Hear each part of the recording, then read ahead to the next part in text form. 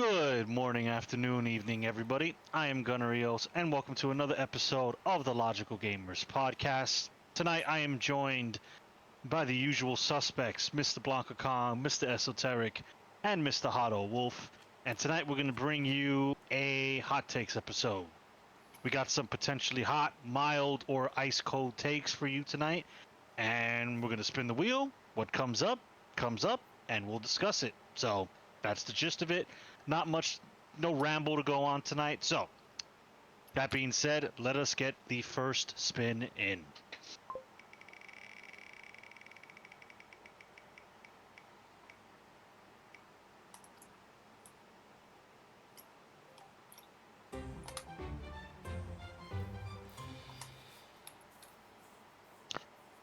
Okay, so we've got horror games are scarier when they don't give you weapons.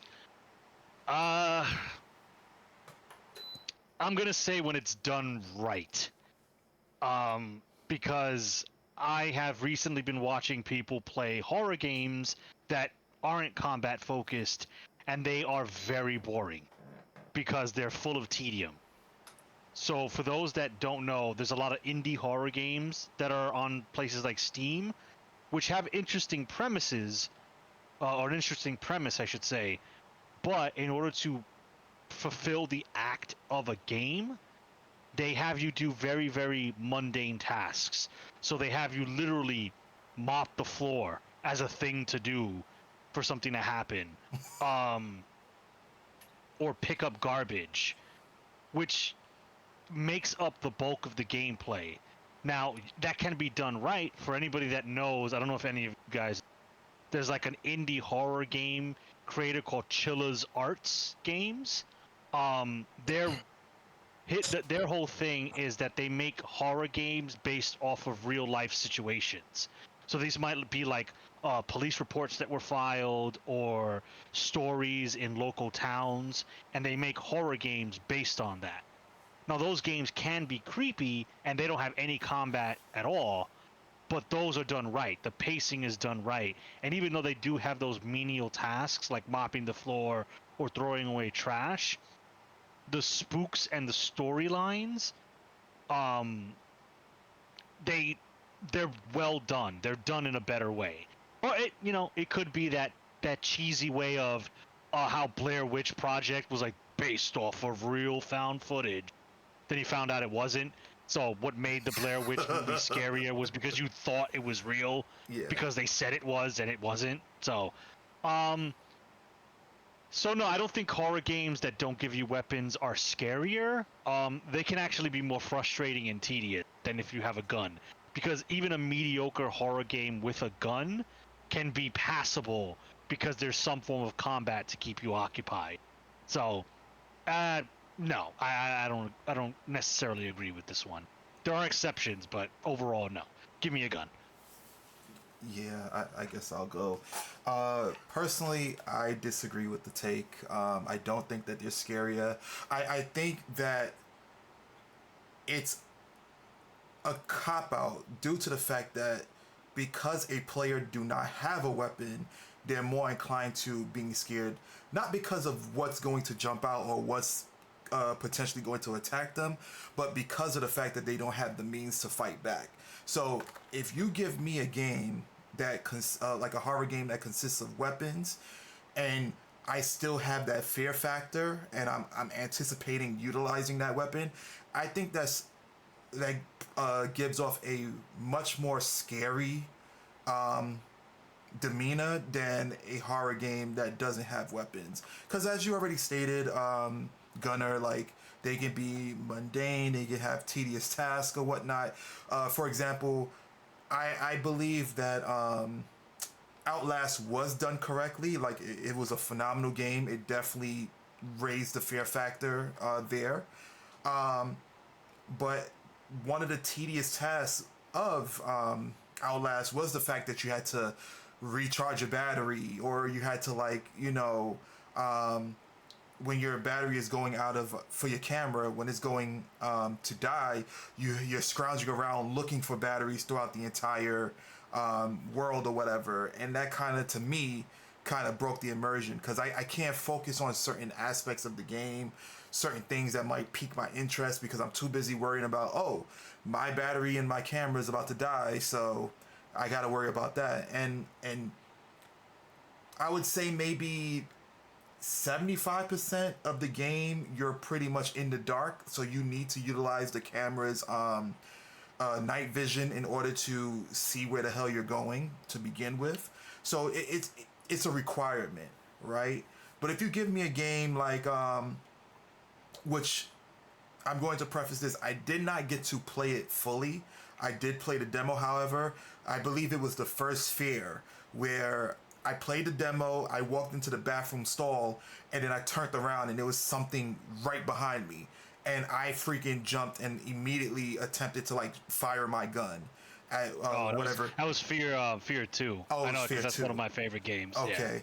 Yeah, I mean, I recently got it for like a few bucks, so I definitely plan to play it hopefully in October or whatever. But yeah, that I think that adds more fear because for you to make me jump while having a weapon to defend myself, I think that adds more. Yeah, I think it's a cop out with horror games that don't have weapons. It's like I already am in fear of what's gonna happen because I don't have anything to defend myself. So yeah, that's my take. So I'll quickly go, because I think I've probably played more horror games than most people in the chat, besides maybe Gunner. But like, horror games are scary when they don't give you weapons. I think this is true if they replace it with something like a gameplay mechanic that can take the place of combat. So, um, Five Nights at Freddy's, for example, is a horror game technically.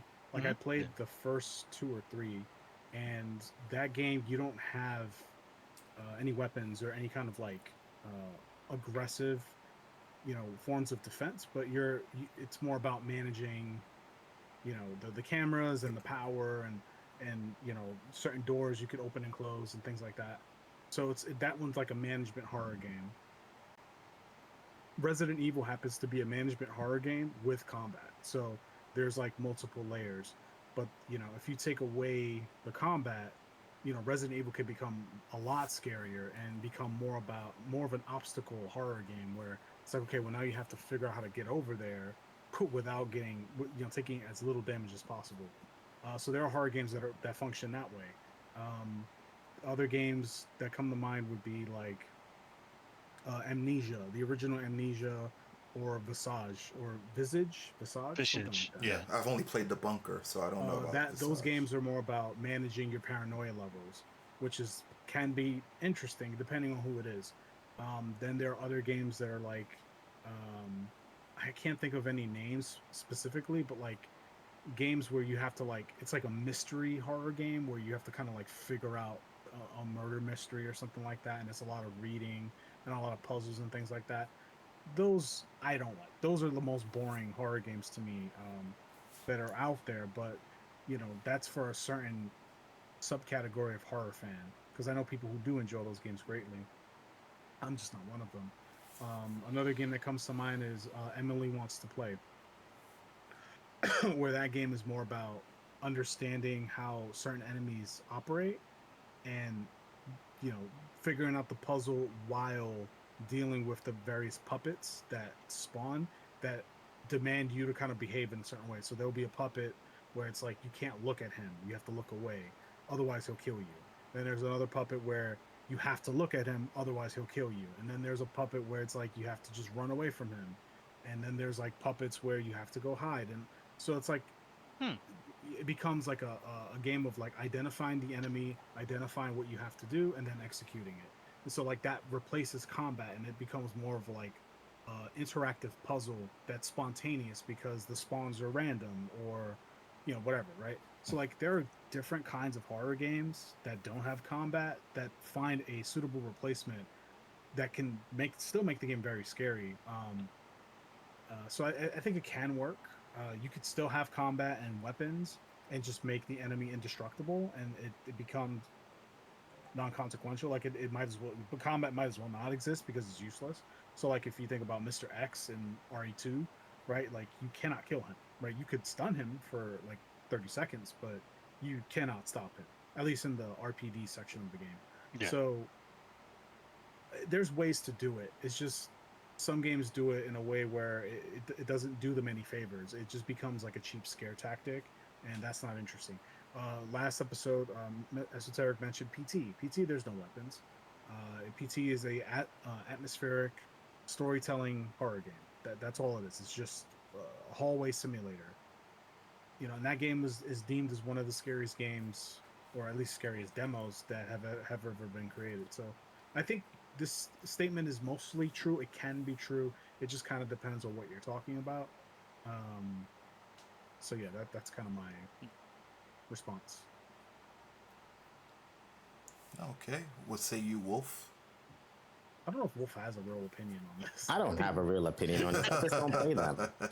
I like not having heart attacks. I don't think that's a way that gaming should go. So I don't play horror games. But I will say this: I find that depending on the weapon or how the horror game is designed, changes it. Like for instance, I can play Resident Evil games. I don't find them hard to play. I don't even find newer Resident Evil games scary, to be honest with you. Um, I think games like Fatal Frame is designed better, even though you have a weapon, because the camera is your weapon to deal harm. Even though that is the case, I think Fatal Frame is a good contrast because of the simple fact that the premise of the game is what makes it scary, not necessarily whether you have a weapon or not.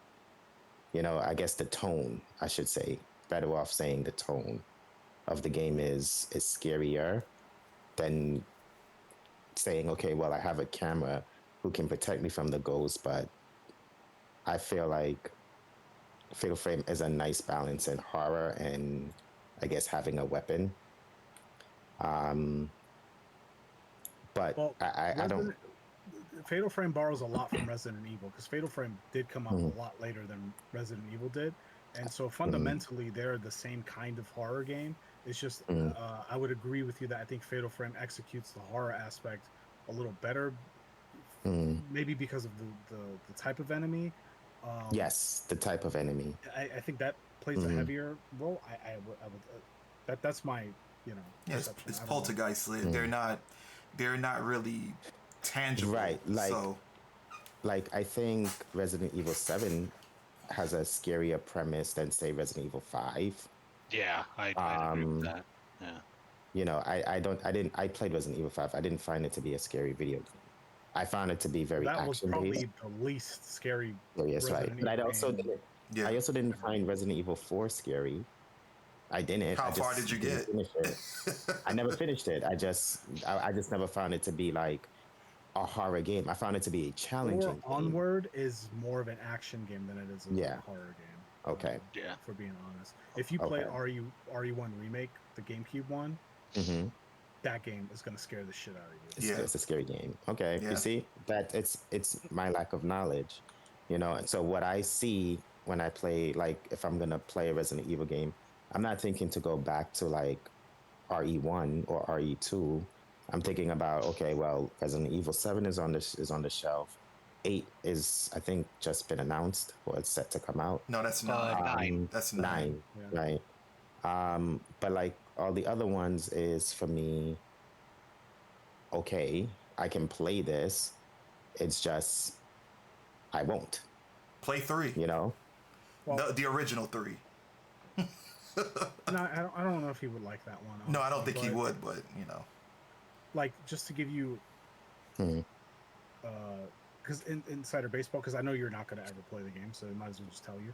So, Mhm. like the RE1 remake, I think what makes that game, well, there's a few things that make that game pretty scary. The atmosphere is like fantastic, and the lighting and the camera angles, Mhm. they nail it. But the part Mhm. that made me almost shit myself was, and I didn't know this until I figured it out, the zombies that you kill in the mansion, Mhm. if you don't light them on fire, they come back Mhm. to life. Yeah. And they're called Mm. Crimson Heads, and they actually run at you.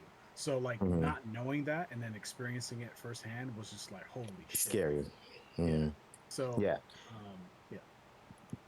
Okay. So if I that can, doesn't scare you, then I'm like, you got balls of steel, because that shit. Well, scared I the mean, shit I out of mean, me. it would have scared me the first time, right? Like the Oh, first time it I, happened.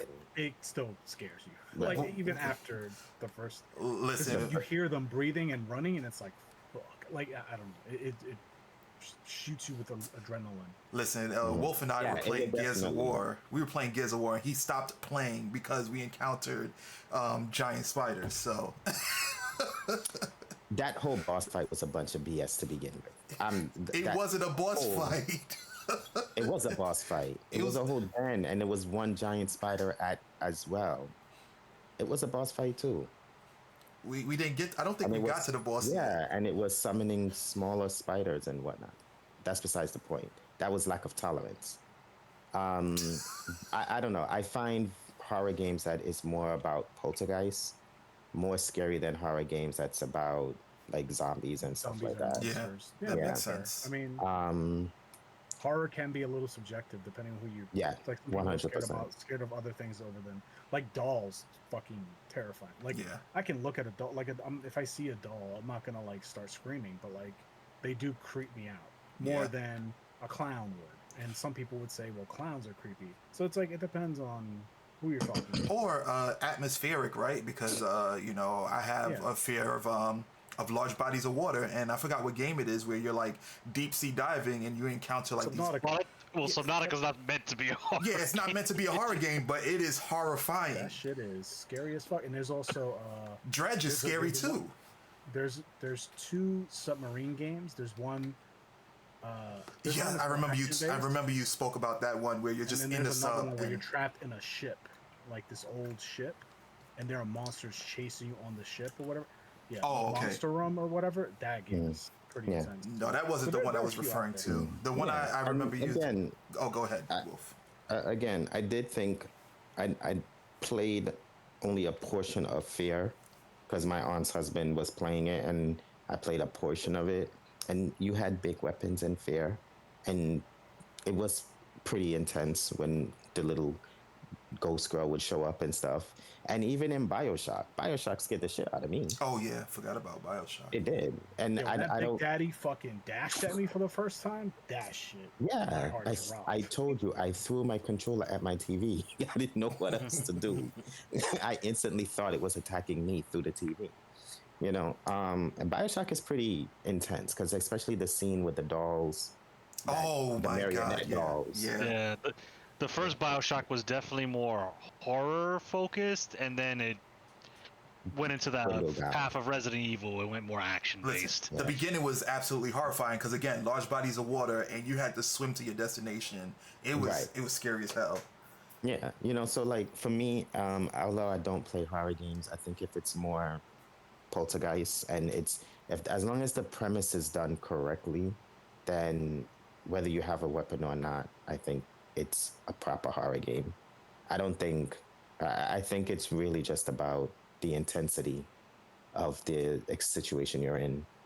You can have a shotgun, but even if the monsters are tough enough, or if the game is dark enough, I mean, really, what's the weapon gonna? It doesn't change the enjoy. It doesn't make you feel any safer. So You know? I have a question in regards to that. So in regards to horror games that don't allow any weapons, right? Would that for you guys experience, does it set a fear factor tone already because the fact that you are unarmed, because you're coming into a space that you have no means of defending yourself. So does this already set like a gauge for you coming into the game not having a weapon, like a fear gauge? Let me answer that real quick so that Julio, Kong and Gunnar can get more involved. No, because they usually stay on the shelf regardless. All right. So your question was, if I'm gonna play a game and I know there's no active combat, melee, ranged or otherwise, are my expectations do my expectations change and my mentality towards the game changes? Not Is that that your what you're getting at? not that your mentality changed. It's like, so for me, I feel as though when you play a horror game without weapons, it kind of sets like a already predetermined fear, at least in me, because it's like I don't have a means to defend myself. I'm the entire game from start to finish is you have no weapons. So I don't know what's going to come at me. I don't know what obstacles I'm going to have to endure. Whereas in a game that consists of a weapon, it's like, oh, at least I have something to defend myself. Now I don't know in which that the weapon that I have is going to be responsive enough to subdue whatever type of enemy that I come across, but I do have something to defend myself. Whereas in games without weapons, there's nothing. It's just you, the world, and whatever is coming after you. So for me, that kind of sets like a tone in terms of fear already because I don't have anything. If that makes any So, sense. all right, I get what you're saying. So for me, because I played a lot of horror games and I watch a lot of horror in general, I'm kind of desensitized to um, getting like not getting scared, but I'm desensitized to the base level of horror. So if I don't have a gun, I'm not immediately scared or more prone to be scared than if I had like an AK-47 and a rocket launcher. Okay. Um, at that point, if I don't have a weapon, my mind goes to okay, and now I'm interested in what gameplay mechanics and what scares they're gonna try to put in front of me to elicit that sense of dread and fear. And I'm actually going to be more critical of a game like that because, like I said before, even a mediocre horror game can get by if it has combat because then you can just treat it as a spooky shooter. But if you take away combat, then then my expectations of you are a lot higher. So I'm expecting the scares to be more meaningful and impactful, and the gameplay to be a lot more interesting because you don't have the fallback of point gun at demon and shoot. So that's where my mind goes. It doesn't get me more creeped out or more scared. Now I'm like, okay, so what are you going to bring to the table to try to scare me because I don't have a gun anymore? That's where my mind goes Oh, personally. I kind of think the opposite because if you have, I think if you have a gun, at least for my personal take, like if you have a gun, then the magnitude in which that you have to set that horror factor should be a bit higher. I don't know. Yeah, but go ahead, Colin. So What was you to gonna answer say? your question, I think if you asked a younger version of me, I would probably say yes. But me in current day, it's kind of similar to what Gunnar was saying, where it becomes a mentality shift. And Okay. I have Dark Souls and Demon Souls to thank for that mentality shift. Demon Souls and Dark Souls taught me not to fear failure, to embrace it and run toward it because the more I fail, the closer I am to success. So, like, I remember playing Dark Souls 1 at our old college, and I remember going through the what's that place with all the pallets? Blighttown? Blighttown. Lights out. On Yeah. Yeah. Yeah, on the first Dark Souls game, and like when you die, you lose your souls, but your Mm-hmm. character's still intact. Like you lose a little bit of health, you lose your currency, your current currency, but like you don't de-level. Like the penalty for dying or failing isn't that serious.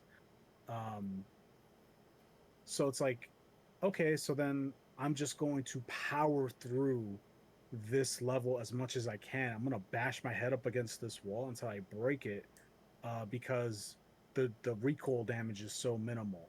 Um, so in that game, when I was running through Blighttown, I was just running. I was just like literally fucking parkouring off of planks just to see what would happen because it's like, well, who cares? I'm just gonna revive. Yeah. And so when it comes to and people were like, "You're crazy. Why would you risk it?" And it's like, it doesn't matter. I'm just gonna respawn here, and then I know that this jump leads here. So now and so like I approached it kind of like how you approach older games, where you just kind of like you just kind of you play the game to beat the game.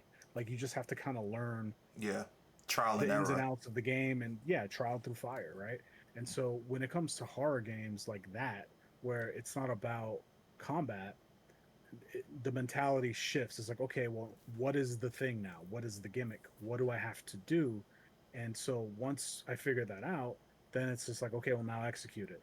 And so if anything, I become less afraid because now I become more kind of focused on like trying to understand what I'm supposed to do in this game, what the game is asking me out, what the game is asking of me, and how I'm gonna do it, and even if I want to do it. Like there are some horror games where I start and then I'm like, I don't really like I don't now I see what you're asking me to do. This doesn't seem fun. I'm good, and I'll just power down the game. So like, I think for you, I think you have an easier time getting immersed in game worlds versus me, uh, or versus me and Gunner when it comes to horror games. I tend to not get lost in the sauce anymore because I kind of just play the game. I kind of just look at it as a game and less of a and less like an experience, if that makes sense. Yeah, yeah, that makes sense. So, anyways, Same. let's All move right, on. yeah. Let's get a spin in.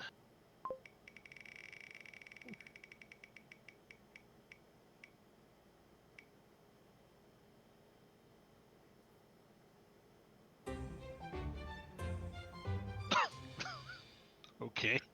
Mario is gaming's most boring mascot. Uh, I don't think I agree. I don't have a rebuttal right now. I'd have to think about that. But I don't think Mario is the most boring mascot of gaming history. Uh, I'll let Um. somebody else talk, but like I need to think. I don't agree with this right away, but I don't have a rebuttal either. Okay. Yeah. Yeah. So this question's kind of vague. Like I don't know what they mean by are they talking like visual? Are they talking about what he's the mascot of, primarily a platformer? Um, so I'm not sure what they're trying to get at with here. I mean, I don't. Me personally, I'm not the biggest Mario fan. Like I have a I have Zelda paraphernalia, so that's where my mascot goes. I don't have a Mario shrine, but I don't dislike Mario. I think he's a pretty fine mascot. I can see why Nintendo has him as their titular mascot. He's pretty non-violent. He when Link is introduced, he's usually introduced with a sword in his hand. Mario is usually just Mario. He's just the guy with blue overalls and a red cap. So he's very marketable to kids. He's very relatable because he looks like a person. Um, and Mario's very interchangeable. You can put him in a bunch of things. I mean, he's in a racer. He's in his traditional platformer. He's in RPG games. So he's very marketable in that respect. So I don't think he's boring. I just think he's like a universal mascot for Nintendo. He fits in a lot of places, whereas Link is Yeah, very I agree. specific. I think Mario's pretty flexible. Uh, I think Pac-Man's probably the most boring mascot. Oh, that's what I was gonna say. You literally Pac-Man took it from me. or the Tetris block or something like that. It's just like there's no personality. Like if you did, I mean, if you show a silhouette of Pac-Man, you know what it is. You know, fair Or enough. it's But a like pizza with a slice missing. it could be. Um, but I don't. I think Mario's pretty flexible. To your point, like Mario has like like different. He expands his own genre that he started in, right? Like Mario for platformers, but like you said, he's in an RPG game. Like he has his own RPG series, like multiple RPG series Yeah, between Paper Mario and the one with the Luigi, the the Mario Luigi RPGs. yeah, He's in a bunch of sports games. He Dr. Mario, like the man kind of does a little bit of everything. So like, I don't know, boring. I don't. I wouldn't. He's not the most exciting, but I don't think he's the most boring. yeah. I think it's like a mentality thing. Like you'll have one act with like, no, Kratos is the best because he's big and buff and he gets bitches and he fucking rips gods' heads off, and it's like, sure. So like a person who thinks like that would think Mario's boring. Because like, oh, all he does is jump, gay. But So the person of a different like age bracket would be like, no, Mario's fine. Like he's Mario. Like he's inoffensive. He can fit any niche you want to put him in, and if you're significantly older, like if you're an adult and you're kind of jaded and you've seen the world, he's very marketable. It's easy to make Mario merch. It's yeah, less easy to make Samus merch because Samus is very specific to people who like sci-fi alien shooters. Mario's pretty middle of the road, which where isn't you a could bad put thing. where you could put Mario in a sci-fi alien shooter and he'll do just fine. I mean, yeah, if you want Mario Galaxy, yeah, you could call it sci-fi. I mean, he's shooting with rabbits, fucking the only thing that they give a shit about from Rayman. So Yeah. I have a question because what my question is, what does a mascot consist of? Because when I think of mascot, I think of the face of a particular company. So like I didn't think of Link from Zelda. I didn't think of him because he kind of falls under the umbrella of Nintendo. But for Nintendo, I do think of Mario. For Sega, I think of Sonic. For PlayStation, back in the days, I think of Crash Bandicoot. Namco, I think of Pac-Man. So like, what else would fall under the umbrella of a mascot? Because I didn't even think of Kratos either, because Kratos just falls under Sony. But with Sony, that would I mean, be I feel like they said it. It's a mascot, especially for a video game company, has to be malleable. And to be honest, a lot of these mascots aren't. Um, and I think Mario's just, I won't say he's the perfect balance, but he's a damn good balance of what a mascot needs. It needs to be marketable, it needs to be friendly, it needs to be identifiable. I can, like, again, I like to compare it with my siblings, right? Like, I can show my sister a picture of Crash Bandicoot. She'll never know what Crash Bandicoot is. And that's obviously due to popularity. But she can identify who Mario is. And that's a huge thing with mascots. That's the reason why mascots are mascots. We yeah, understand it's to be identifiable. The Geico lizard, it's a proper mascot. He's identifiable. no. I get that. I get that. In order to be a mascot, it consists of having variables pertaining to like popularity and being marketable and things like that. But what I was saying, like, under the umbrella, like okay, like for example, I did not think of Link being the mascot because Link falls under the same umbrella of Nintendo. Like he could be the mascot Well, of Zelda Zelda, Is your said right? he's a Or question console mascot specifically? He's the most boring console mascot? That's what it sounds like you're asking. yeah, video game mascot. That Like it sounds sounds like like you're that's trying what to the like question is saying. video game console mascots. Like that's what it sounds like because we're bringing up other guys, but no, that's not what I'm saying. I'm trying Okay, to understand. so Okay, here's then so here's what I'm saying, right? When I think of Namco, Namco does not have a console. They do have a mascot, however. Their mascot is Pac-Man. Mario, Nintendo. The reason why I said I did not think of Link, because Link just still falls under the umbrella of Nintendo. Like I wouldn't constitute him as a mascot, right? Kratos, I didn't constitute him as a mascot either, but I thought of Crash Bandicoot because he's a mascot. Capcom, I don't know who. it's Mega Man, Okay, Mega but Man. it's ever changing. It could be Mega Man, it could be Ryu, it could be Leon, it could be Dante. It depends on what's coming out that year, or yeah. what's the Okay. 30th anniversary or whatever. It's ever changing. Okay, so basically what I'm trying to say is that the mascot I think of is like whoever's the face of the particular company, right? So since everybody falls under that particular umbrella, like i.e. Mario and Link, I automatically think of Mario. I give the only difference I would give would be Pokemon, where it's Pikachu, because Pikachu, although it falls under Nintendo, kind of sort of falls more on Pokemon Company because they're like this own separate like entity. So that's what I was saying, like faces Okay, so of it's not companies. console mascots. We were talking video game company mascots. Yes, that's what I was referring to. Oh, Yeah. okay. It would still be Mario.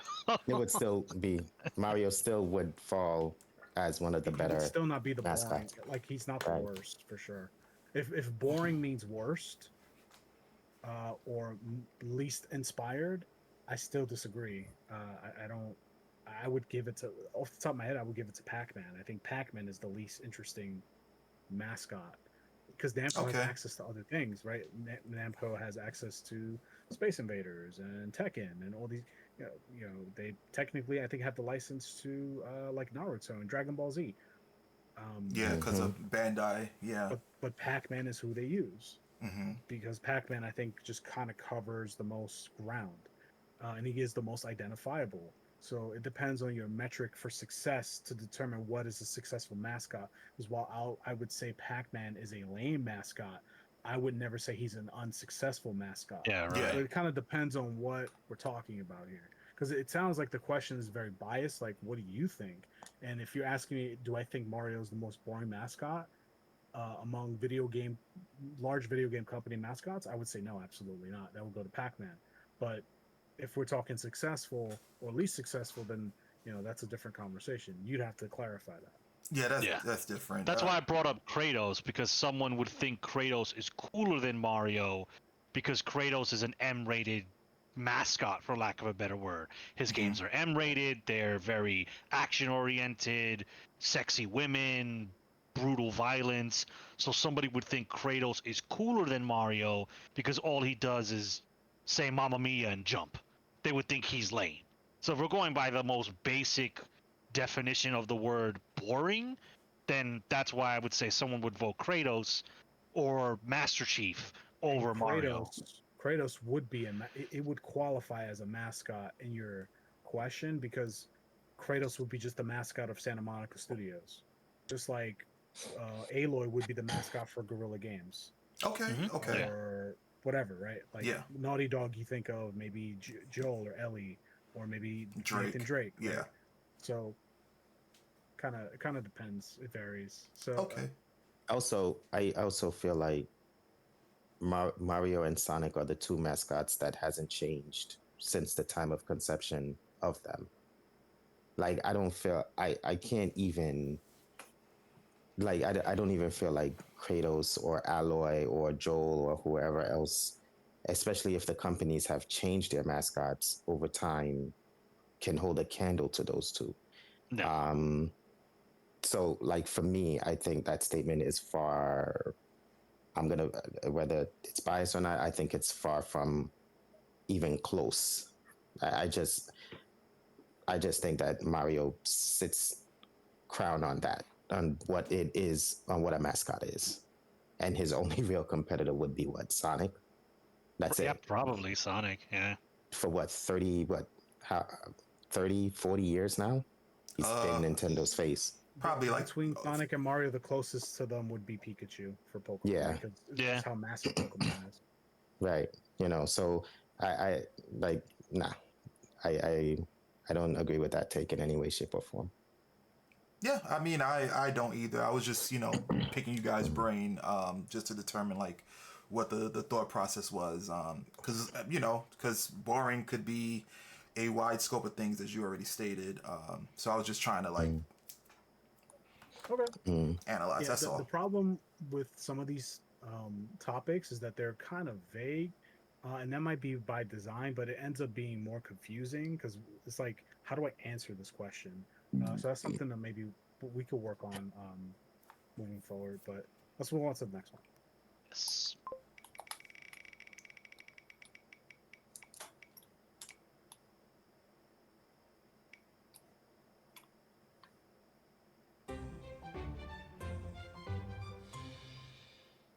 So Monster Hunter Generations Ultimate, Yes. kind of important.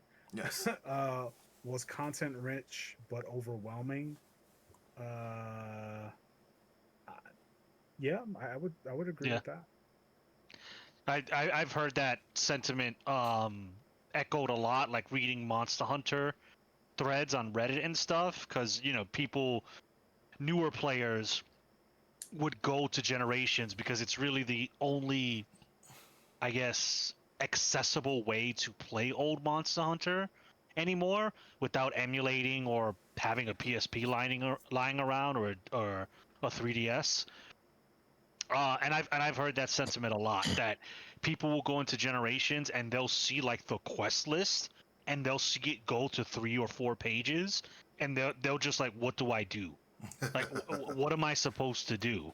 So I've seen that. I mean, in the case of Monster Hunter, there's obviously, I'm gonna have a huge level of bias. I don't think it's a bad thing, knowing where we are currently with Monster Hunter, because it might be overwhelming, but you can pick at it at your own pace. You can just tackle the key quests and go fight Valstrax and be done with the game. You could go through the entire list and 100% Hunter rank 1, 2, 3, 4, so on and so on. um or you can target specific monsters that you want to fight. Do you only want to fight the deviants? Well, that has its own list, and you can do that if you feel like it. So you can tackle it in different ways, so it can be overwhelming, especially to a newer, I guess, modern player.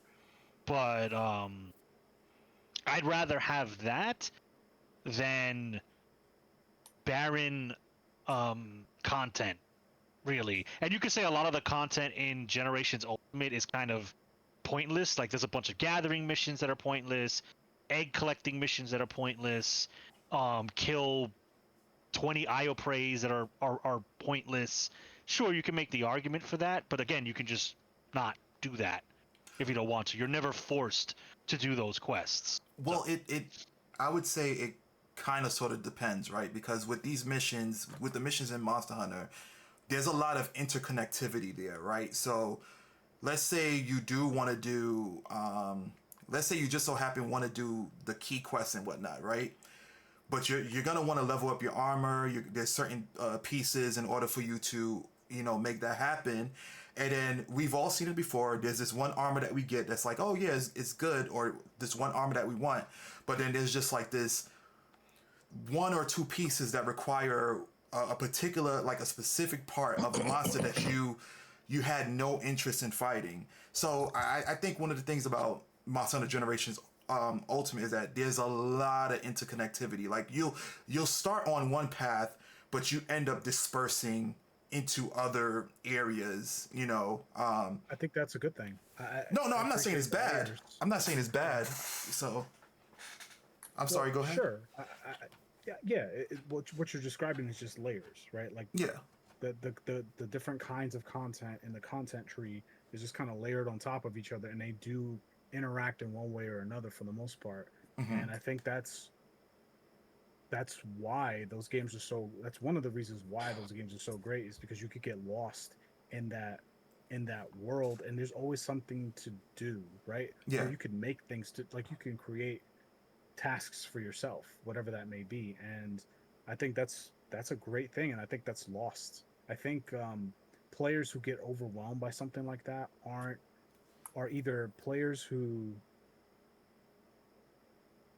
aren't what I would consider real gamers. These are people who are gaming as like a leisure, like okay, we all game because it's a leisure activity, but like it's like, I think we take it a lot more seriously than these people. For these people, it's the same as watching a movie. Like, I watch movies, but I wouldn't consider myself a movie buff, right? Yeah. Where, See. like, if this other person, they game, they're not a gamer. And I don't like the term gamer because there's a lot of negative connotations tied to it, but we're gamers. So like, when we play a game, we do button checks. We'll research the game. We'll learn the game, and if learning the game means stubbing our toe 100 times, then we'll do it, and we'll do it gladly, because it's like, okay, well, this is the process. Whereas for them, it's like, well, that sounds like a lot of work. I don't want to do that. I kind of want a waypoint. I kind of want you to just tell me what to do, and I don't want to discover it. I don't want to figure it out. Figure it out is a very offensive term in today's climate. Getting better, getting good, practicing, these are concepts that are considered offensive to a lot of modern gamers. Hmm. So yeah, I could see why people would think that Generations Ultimate is overwhelming to the point where it's too much, and that's fine. It's not for you. Play, whatever modern AAA game that's out that's going to just kind of hold your hand the whole way. Like those games are for you. Those games are not for me, which is why I don't play them and I don't buy them. And I'll bash them in my own time in private conversations. But like, if I meet somebody, in a game store in a cart shop or something like that, and they're telling me, "Oh man, did you play the new Call of Duty update?" And it's like, nah, not really for me, but I wouldn't be like, "Oh, you're one of those guys." Like I wouldn't do that because it's like Yeah. whatever, you like what you like, and that's fine. Like I don't care. Um, so yeah, I agree with you that there's a lot of interconnectivity and a lot of layering. But I think that's one of the things that makes Monster Hunter and games like it of that era so great and so replayable. So But Yeah, I mean, to play a little devil's advocate, we can all agree here that when you look at the quest list in Generations Ultimate, there's a lot of quests. there's a absolutely. lot, And but and but I don't mind that personally. I think Right. that's but fine. we also have to consider that that list becomes more digestible for us because we've played prior games. Like Generations Ultimate, to someone who wants to be introduced to the Monster Hunter series,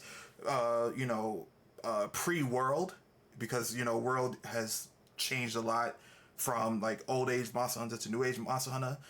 Generations Ultimate would not be my first choice if the other games were available. Because of the simple fact of everything that we've done or for the most part have encountered in Generations Ultimate, we have encountered in previous games. There's probably like maybe a couple of new creatures besides the deviants that it was solely new to that title. So it was easier for us Agree. to navigate those Honestly, missions and things like I that because it was because of all of the experience that we had with prior games. I don't know. I just it's I guess it's the bias, and I feel like Monster Hunter Generations Ultimate is the Monster Hunter that everybody should play.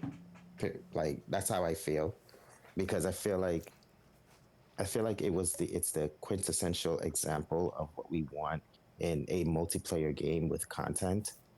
It's yeah, we had our gripes with it in terms of like certain things, like how the monsters attacks and damage output and all that other stuff. But I feel like when it came down to the content, you were able to pace yourself because you had a good amount of quests that was low rank where you can fight and practice on the creature.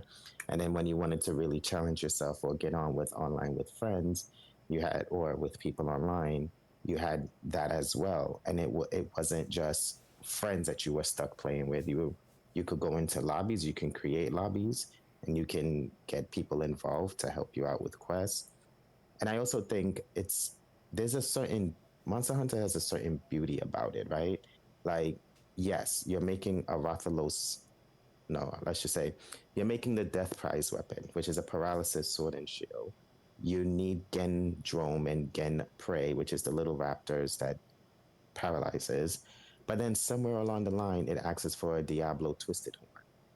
You didn't want to fight Diablo. Maybe Diablos is a monster that you just don't want to deal with. It could be a challenging monster for you, and all of a sudden, your weapon of choice is telling you that you need to fight Diablos. I think there's a sense of beauty in that because what it's saying to you is you got to challenge yourself. You Oh have yeah, to challenge absolutely, yourself. Yeah. absolutely. Like running away from the challenge isn't going to help you get better at the game. And that's where the earlier Monster Hunters fail, right? Like there is no challenge. There is no, okay, well, you need, um, all right, like Monster Hunter Wilds, right? There's a weapon you can make that needs Oh, you like, meant or the later monster. Okay, because you said earlier. no, Okay. later Or Monster current. Hunters, Yeah. Yeah. right? Okay. The current ones. There's I think it's the mascot armor, the mascot monster armor. He needs like Earth Duna, Uth Duna. He needs the four major monsters that you fight the 4 elemental monsters that you fight, he needs their gems. It took me an hour, and really what took the time was making sure that I could find a quest that guarantees the drops. Yeah.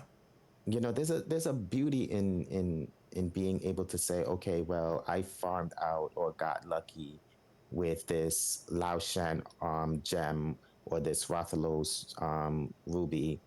It's just, for me, I don't know. I just feel like if you're a gamer per se and you are looking for an actual game, Monster Hunter Generations, it's it's great. It's a great game to play.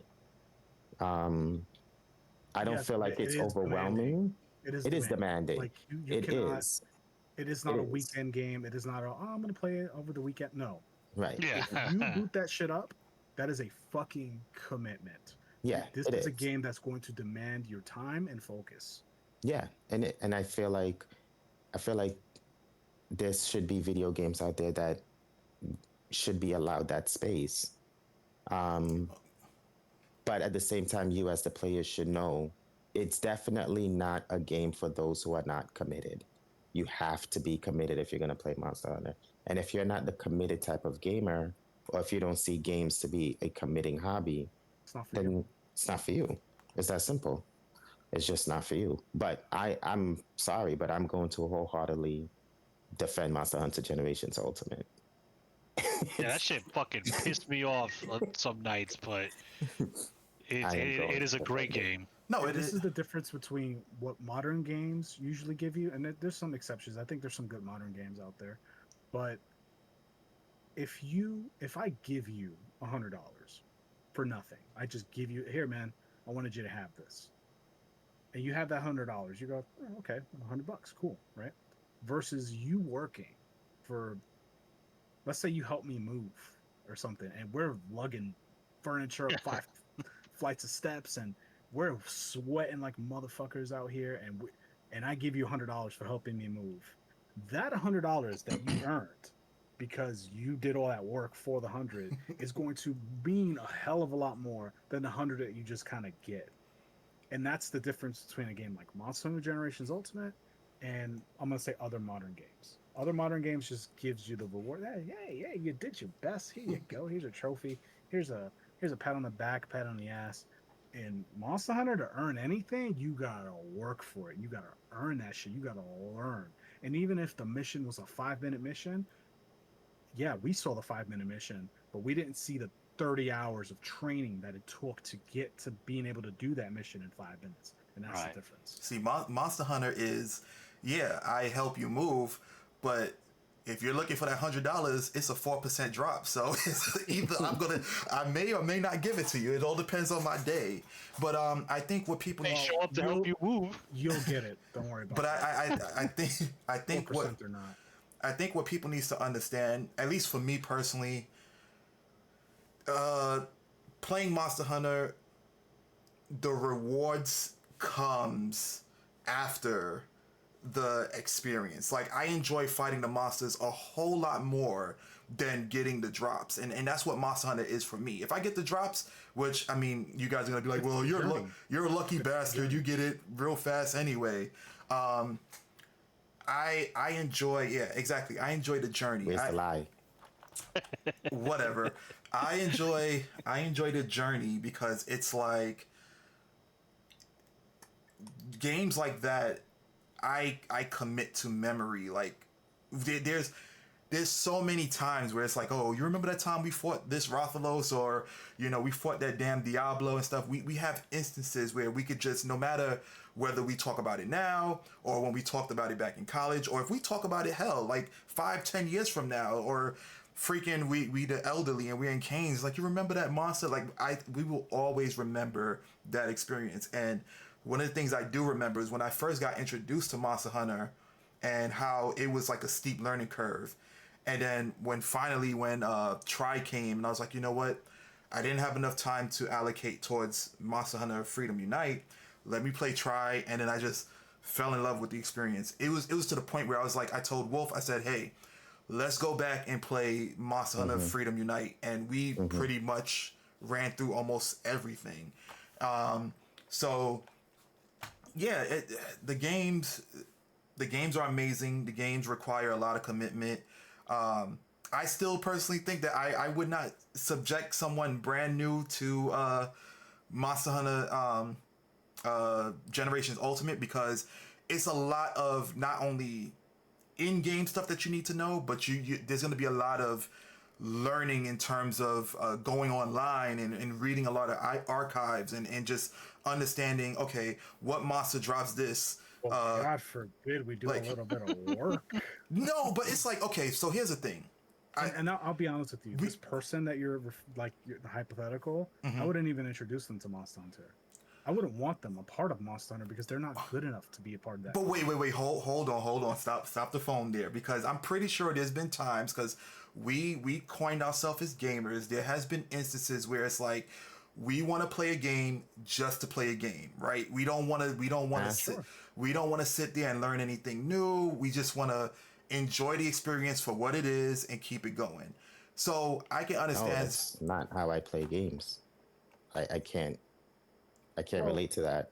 I'm not saying play Call of Duty that way, right? Like you'll play it on a very like, I'm not trying to sweat. Like I just kind of want to relax a little bit. I don't want to like think about how intense the Deviant Hunts were when we did them earlier this year, versus you playing just like 30 minutes of Call of Duty 6, Call of Duty Black Ops 6. Like the levels of intensity is vastly different. Yeah. Okay. Right? Mm-hmm. I think that's what he's referring to. That's exactly what I'm referring to. So it's like, with and so Monster Hunter is not that game.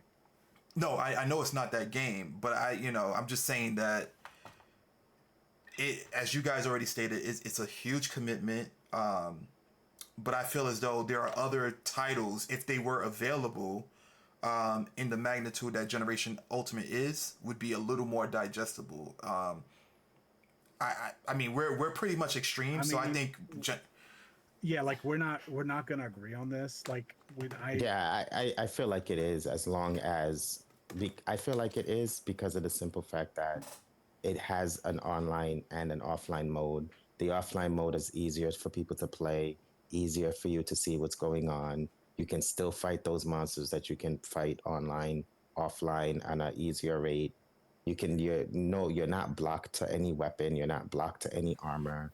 All you have to do is just play the game. That's it. What I think the biggest issue with Monster Hunter is just the committing factor. If you're not going to commit, then the game is not going to be for you. The perfect example, and it's all on stream, is Maximilian Dude, because he was the biggest. I love Monster World, and wow, it looks so great, and blah blah blah. My man got a taste of Generations Ultimate. He played that game twice as long as he played Wilds, because he finally understood it. Because he played it, he tried it, he had a group of friends to play with. Because I did watch a bit of his stream playing Generations Ultimate, and it was a little after we finished our Deviant run in Generations Ultimate. Okay. And he was playing it, he was just like, this game is fucking amazing. Yeah, it's a little clunky, but fuck, it's good. I want to play Monster Hunter Generations Ultimate. Why can't Wilds be like this? And it's like, he gets it finally. He gets it.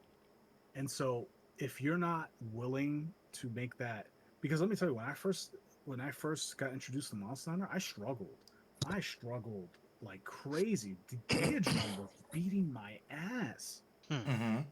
Blunganga Blunganga was like, I was like, how do you beat this fucking thing, right? Yeah. But I had the grit and the determination, maybe the blind stupidity, right? I don't know, maybe a little bit of both, to just again bash my head against the wall until I broke through, to figure it, to finally click, and it's like, oh, I get it, I understand, I got the bug now. And so if you're not willing to do it, I don't even want to talk to you about Monster. Like it's not for you, brother. This is once you open that door, there is no turning back.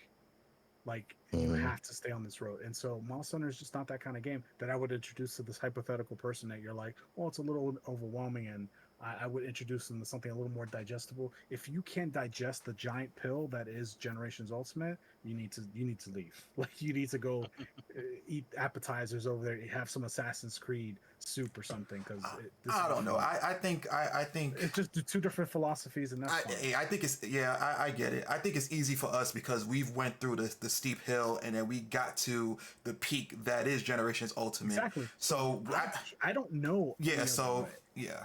So I just not gonna convince me. I'm sorry. I think if Yeah, you wanted to I play a more casual, not even casual, but like a bit of Monster Hunter to say you play, just play the village quests. They're easy. They have a storyline. You beat Valstrax, the credits roll. You've technically, quote unquote, beaten Monster Hunter. You saw credits. Yeah. and again, what I love is that there is no content that's blocked from you within the game. So if you want to make strong weapons and armors and you want to take on that challenge to go online to create like, the higher rank stuff, you can do that at any given moment. And if you feel like you're not there yet, you can just divert yourself back to the offline mode. Um, and then the same offline easy quest is the same easy quest that's still available to play online as well. I don't think it's overwhelming. I think it's just a sense of commitment. Yeah. I think when Yeah. people say overwhelming, it's just the sheer amount of quests that show up. Like people have been conditioned or grew up in certain cases that they have a streamlined process. This is what we're going to do. This is how you're going to play. Congratulations, you beat the game. Here's credits. You're the best. Um, where Monster Hunter is just like, okay, here's a couple of introductory quests so you kind of understand what you're doing, which wasn't always the case. This is talking about Generation. Earlier Monster Hunter was like, "Hi, bitch, get in there. Good luck, Godspeed." But Generations does give you some tutorial quests and tries to give you like a springboard to start. And then as you go through the village quest, the idea is that as you're fighting these quests that progressively ramp up in difficulty, you have a better understanding of how armor works, how weapons work, how decorations work, how talismans work. And then by the time you get to Village Valstrat, you should understand the core gameplay loop. And if that's all you want to engage with, then that's all you engage with, and cool, you're fine, you're done. If you want more, then you have the online quests and the guild quests and that to go to. So, I mean, but TLDR, I think when people see overwhelming, they see what they mean by it is just the sheer amount of things to do. Numbers. That too. Yeah, that Yeah. like why does this great sword say I do 400 damage? Am I doing 400 damage per swing? Then you gotta then you tell him about hit zones and his mind explodes. It's like, what do you mean? Like this has a There's a lot. value of Listen, I don't dispute that the game is overwhelming because even after playing all the experience we had with Monster Hunter, we were still learning things on our run recently in Generations Ultimate. Things Mm-hmm. we didn't know we could do that. Like Mm-hmm. there's a lot of layers, but I think that's the beauty about it. Is like I can go back and play Freedom Unite, and I'm sure I'll discover something that Yeah. I didn't know before. Right? Yeah. Which is incredible. I think that's beautiful. So anyway, we've been on this topic for a yes. bit. What's So our time looking like? We're over time. We're at 103 now, so Do you guys want to just quickly run through the last two? Yeah, sure. All right, let's do it. Yeah, I mean it's only two. Which one?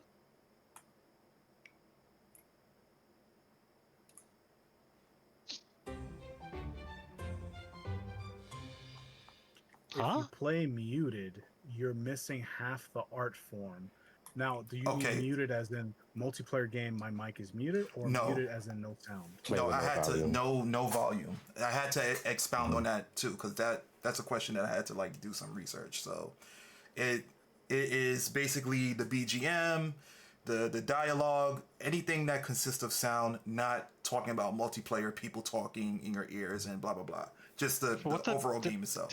What the? Why? That's such a waste of time. Why would you? There Why are would you do that? What you mean? There are a lot of Play people that without play sound? games without sound. There's a lot of people who do it. Hmm. If you're, Believe it or not, after what game? after playing Pokemon for so many hours, you turn off the sound after a while. Yeah, but that's so. But okay, see, but that's what this question doesn't ask. It's like, am I talking about? Oh, I just bought this brand. I bought Chronos, the new horror game. All right, let's boot that bad boy up. Okay, sound 0, 0, 0, 0. Okay, let's start playing. Are we talking about that, or this is my 500th hour in Xenoblade 3? I'm gonna turn off the sound and listen to a podcast. Okay, Like, so we're not talking about grinding. We're not talking about a game that you've already have played like to the upkeep time. We're talking about a game where you're going. Let's say, for example, you're going through adventure mode. Blah blah blah. your There's some first time playing. first time playing. There's You came home from the cutscenes. game store and put this in your PlayStation. No, Yeah. that doesn't make any sense. There's people who do Okay, it. that's There's stupid. I'm sorry. That's there's just dumb. people. I'm telling you, there's people who do it. Well, I'm telling you, they're dumb. Yeah, that's stupid. All right, so if that's how this question is supposed to be interpreted, uh, this doesn't make sense. Like, of course you're gonna play with sound. I know Wolf doesn't play with sound on a lot of his games because it's like Mhm. the sound doesn't add anything to the Mhm. gameplay loop. So Mhm. it's like the sound is just fluff. Whereas Mhm. I would need the sound in something like Project Zomboid or Resident Evil because I need to hear if a fucking enemy's on my ass. So like Mhm. I can't play that game muted unless I'm farming my animals. Then I don't need the sound. Like, I Like, could give, not to Well, cut you off, Kong, but like go right ahead. now, like if I'm playing Marvel Rivals, I actually doesn't matter. perform way less. I perform way less because Yeah, 'cause Marvel it's Rivals distracting. needs right the no, not even. I need the Well, sound to does the sound hear. help you? The sound helps because it allows me to listen for when moves are being announced, so I know Yeah, what that to makes do. sense. That makes sense. Right. But at the end of the day, that's an example of where it's a part of the gameplay. So it's needed. But if it's not a part of Yeah, the gameplay, like playing it's fun. Pokemon, you don't need sound at all. You No, know. not well, at all. well, based on how I interpreted the question, I don't think they're discussing it based off of like the necessity of the sound. I think they're interpreting it as in like the overall overall package of the encompassing art game. form. Yeah, because it says you're missing Okay. half of the art form. They're not saying, oh, you're missing, half of the gameplay or things like that. I guess. If the game has good music, then sure. But there's Yeah, games that have terrible music. So I mean, yeah, it depends. So, like for example, if you're playing Expedition 33 and you're playing without the sound, in my opinion, you are missing key parts of that game because the soundtrack is amazing. The voice acting is probably some of the best English voice acting that I have heard in a very long time. Mm. So if you're just playing that muted, you are robbing yourself out of some quality music and quality voice acting. But to be fair, that sentiment cannot be expressed to a lot of games. Um, I brought this up a couple podcasts ago, but Lost Soul aside, I could play that game muted because the voice acting is horrible and the music is mediocre at best. So it depends on what you're working with, but from how I understood this question, I'm just thinking of a guy buying a game fresh from GameStop or wherever, putting it in, downloading it, getting it ready on his PlayStation, and turning all the sound options off. That's what I'm imagining. Okay, To so me, so that's just insane. so here's So weird. here's what I was thinking of with this question, not right? dive too. I don't even think this question is worth all this explanation. If I'm being honest, I'm ready to move on. This All right, question's let's weird. go. Let's go. This question is weird. Sorry. Yeah, if you're that guy, comment because I need to hear Yeah, your logic. it's not even worth. We're already overtime. Let's just wrap it up. Hopefully, this is a interesting one. Horror is better in pixel art than photorealism. Huh? So pixel art versus like realistic, hyper realistic graphics. I think there's a spot for both to exist. I think both can Yeah. equally be very good. But I will say that I think PS1 graphic horror is the best. which is more pixelated and uses more like JPEG background images, I think that one evokes more fear because it's harder to identify what's actually going Yes. on. A So perfect modern example of that, I forget the name of the game, which is horrible for my example, but you play as like a robot, you play as an android. is it Um Crow Country? Because I know no, but that's that is one. There's another one where it's kind of stylized on like PlayStation 1, but it's more polished. So it's pixels, but it's more polished. You play as an android on like a mining colony trying to find someone, and like what you just said about like the pixels making things scarier because you can't quite identify what it is. There were times when I would meet other androids, because TLDR, the androids go crazy and they kill everybody in the facility. Some of them are Hmm. burnt to a crisp, so you just see like a blackened humanoid object jittering towards you, and because it's pixels, I'm like, what the fuck is that? What is that? That can only be achieved through pixels. If it was like photorealism, it would be disturbing, Yeah. but like I could identify, like, oh, that's a burnt body. I should be scared about that, but I'm in a fantasy world, so it's okay. If if I saw a burnt body walking at me in the real world, I'd be shitting myself. But there's something about the pixels and not being able to identify immediately what it is makes it scarier. so Okay, so I guess our position is that we agree. that's what I was gonna ask. I was like, which one? I understand they both can share the same space, but if you had to prefer one Well, over the other, what would it be? yeah, we answered. Okay, Pixel art, I guess, is Pixel, better. yeah, okay. I'd say Pixel art is pixel. better. It's just I have to kind of go through this like rigmarole figuring out what the fucking question actually is and like trying to interpret it properly, and so I just do it out loud. So sorry. I mean, that one's. I mean, I can understand the others, but this one is pretty self-explanatory. Mm. It's. I mean, It is. yeah, it Pixel is art is better than. after. I can Because understand the I others, think but about this the one other is guy like. who's like, no, photorealism is better. Pixels are It's not a trash. So, question that I have ever had.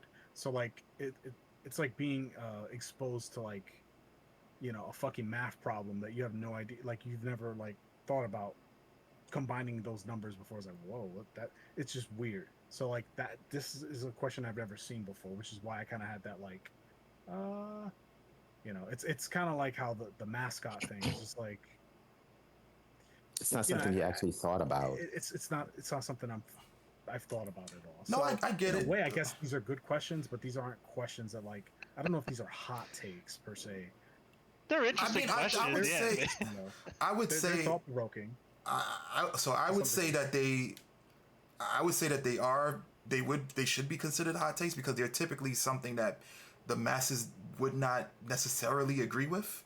So you wouldn't even think about that question to begin with because it's like it's something that someone just came out and said Well, I like, mean, the thing right? is that they're so subjective. It's like, blue is better than green. It's like, it depends on who you ask, right? Like it's just not, it's not marred in like controversy or anything like that. It's just kind of like But weird subjectivism. That could go either way depending on like the trajectory of the wind. Like True. yeah, but Because those if we're a that's what hot takes panelist, are though. yeah, if no, we're not really. Hot takes are controversial in nature. Like they'll mhm. invoke like strong responses. These responses were more like you could see the question marks over my head at least. I was like, well, what does that mean? Not, well, how dare you? Like the hot take is more like that. At least Like that's for me, I think a hot take for me is like say, like how in the video game industry we talked about this before, where some companies are bringing down, I guess, the aesthetics or the beauty of the characters, specifically female characters. But then you have certain video games like Marvel Rivals or Marvel Token that is retaining the beauty of female characters. Like they're shapely, they're they're not designed to be ugly, stuff like that. I think is more of a hot take because that can really invoke emotions in someone, especially if they feel very strong about female sexualization. Yeah. Another one would be like a hot take, something like Zelda Ocarina of Time is really simple. Breath of the Wild is a better game in every way. That will get a That's fighting response. words. Yeah, that will get a response. True, That's but fighting that's words. Yeah, I, that's fighting words. but I think okay, so here's what I'm saying, right? For each hot take, I think that it's all dependent upon how engaged or interested you are in that. Because let's say you ain't play any of those Zeldas, and somebody said that to you, it's like, okay, all right, you know what I'm saying? Well, So, that response you just did is how I felt about half of these questions. which is understandable. I mean, So the hot take questions should be tailored for us because we're the ones answering, right? Or tailored in a way where it's like it's pretty vast and it will invoke people to comment and maybe share their opinions. Um, I kind of like this question after we kind of explored it more, but like I thought the Mario question was like really weird. So I don't It's know. more like And then thought-provoking what takes was the other episode. question that I was like, let's move on. I don't even remember it. Oh, the last one. The muted, playing games muted. yeah, playing the Yeah, game like muted. I don't know. That's just like it felt like left field. Mm-hmm. So I don't Any, know. We'll I would we'll love work to on pick the this. brain of someone who plays like that. But anyway, yeah. I wouldn't. I don't think I'd find much. Anyway, you want to close this out, Gunnar? Yeah, I brought us in. I'll take us home. Um, well, that was our hot take, thought-provoking take episode. You guys can leave a comment. Let us know what it is, if it's more thought-provoking or hot takes. I find them interesting, regardless. Yeah. I like deciphering the questions half the time as opposed to getting offended by them. But anyway, what's more important, if you guys enjoyed, make sure to leave a like, comment. This has been kind of a long one, so if you've been here this long, we appreciate you as always. Let us know if you have any hot takes that you think might spark some lively chats in an episode. Drop them in the comments. Let us know. We'll definitely add them. We're always looking for more hot takes. This is kind of a running series we have to see more of these. We'll get better at them as time goes on, but obviously fan viewer input is always welcomed. Anyway, social medias, we got them. Checking them out. Esoteric, resident streamer of the group. He streams regularly. Make sure to follow him on Twitch and or YouTube. Both, if you're a baller. And he plays a little bit of everything. Modern games, triple A, quadruple A, quintuple A, double indies. He plays them all. So, um, if if it's a game that you like, there's a good chance he'll play it. So, anyway, that's it. That's all the YouTube stuff. Once again, thank you for watching. Thank you for listening, and I will see you all in the next episode.